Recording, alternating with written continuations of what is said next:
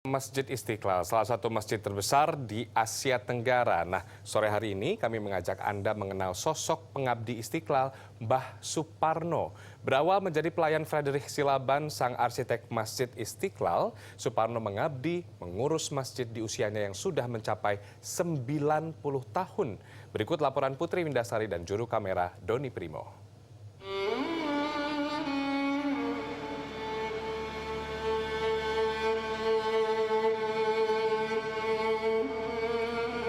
Masjid Istiqlal, masjid kebanggaan Indonesia yang berdiri megah sejak tahun 1978. Tidak hanya menjadi tempat beribadah andalan masyarakat, masjid ini juga kerap menjadi daya tarik wisatawan domestik maupun asing. Untuk menjaga rumah ibadah ini tetap bersih dan nyaman bagi siapapun, terdapat 280 orang yang berperan penting dan bertugas sehari-hari. Setiap orang punya peran masing-masing, mulai dari menjaga kebersihan hingga melayani kebutuhan jamaah dalam beribadah.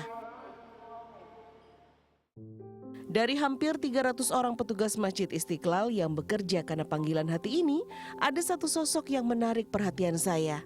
Ialah Mbah Suparno. Bisa dibilang Mbah Suparno adalah pria tertua yang hidupnya tak bisa jauh dari Masjid Istiqlal. Ya, Istiqlal ini sudah termasuk hati saya. Karena lain-lainnya sudah nggak ada semua.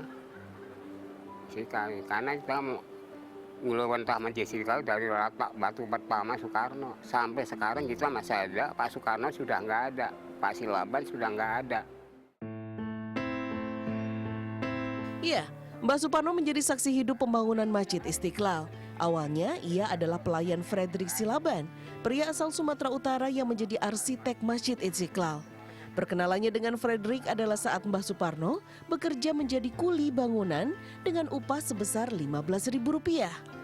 Mbah Suparno berkisah dari ribuan kuli bangunan yang ada, tidak ada yang betah menjadi pelayan sang arsitek karena dikenal galak. Mana dari kuli lapangan ditunjuk, itu orang lain nggak mau, kan belas cita saya. Orang lain nggak mau ditunjuk melayani Pak Silaban, nggak mau. Satu-satunya tinggal saya. Dalam kesehariannya, Mbah Parno tinggal di kawasan Gang Mangga, Kemayoran, Jakarta Pusat. Ia hidup di rumah kecil bersama istri dan 6 orang anak. Awalnya, Mbah Parno menyewa sebidang tanah, lalu di atasnya ia bangun hunian sederhana. Tidak banyak ruang yang tersedia, namun ia mengajarkan keluarganya tentang rasa syukur agar hunian sempit ini tetap terasa nyaman dan berharga. Berbincang dengan kakek asal Boyolali ini sungguh menjadi pengalaman tak terlupakan. Ia berbagi segala perjalanan hidupnya yang sebagian besar dihabiskan untuk pengabdiannya bagi Masjid Istiqlal.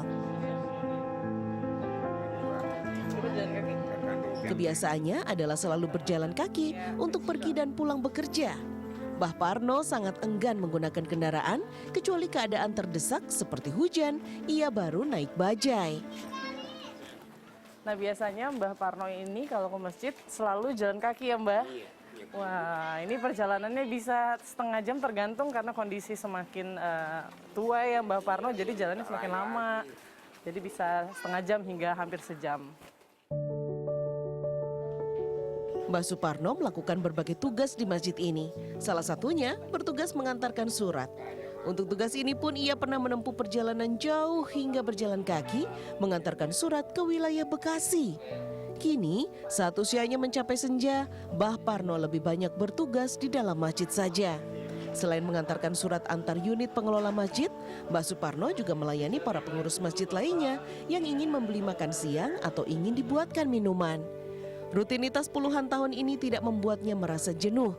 Bagi Mbah Parno, pekerjaan yang membuatnya selalu dekat dengan masjid, membuatnya juga selalu dekat dengan Sang Pencipta. Yang pasti, bekerja di masjid membuatnya selalu beribadah tepat waktu.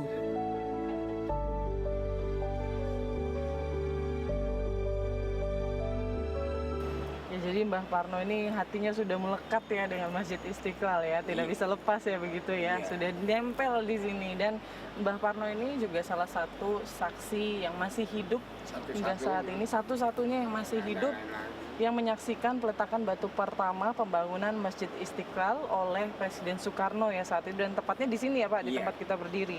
Di sini letak batu pertama. Berarti Mbah Parno ini dulu sering sekali dong bertemu dengan Presiden Soekarno. Ya sering. Ya sering kalau lagi kontrol kemarin ya pasti salaman lah. Masjid bergaya arsitektur modern dengan dinding dan lantai berlapis marmer dihiasi ornamen geometrik dari baja anti karat ini mulai dibangun pada tahun 1951 saat peletakan batu pertamanya oleh Presiden Soekarno. Tetapi pembangunannya cukup lama dan sempat terhenti, kemudian dilanjutkan kembali pada tahun 1961. Akhirnya, pada tahun 1978, masjid ini rampung dan menjadi kebanggaan masyarakat Indonesia. Saya sendiri nggak nyangka gitu, namanya kuliah ikut mandor, karena orang lain pindah-pindah, saya nggak mau ikut. Di sini ada 1, 2, 3 gitu, nggak mau pindah. Jadi seolah-olah kayak kita tuh cinta benar sama masjid gitu. Hari tua bagi Mbah Parno adalah waktu berharga yang harus ia isi dengan sebaik mungkin agar setiap saatnya menjadi berkah. Ia berharap terus diberikan kesehatan agar dapat terus berguna bagi sesama.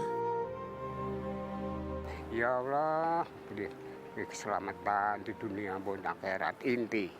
Keselamatan dunia pun maupun di akhirat. Jadi selamat dunia, selamat di akhirat, itu aja. Sama berkah sehari-hari buat makan sehadapan kita. Allah itu mau mundurkan apa bisa aja. Hanya kita yang penting selamat, sehat, berkat sanggup ibadah untuk syukur bersujud pada Allah. Tandanya terima kasih.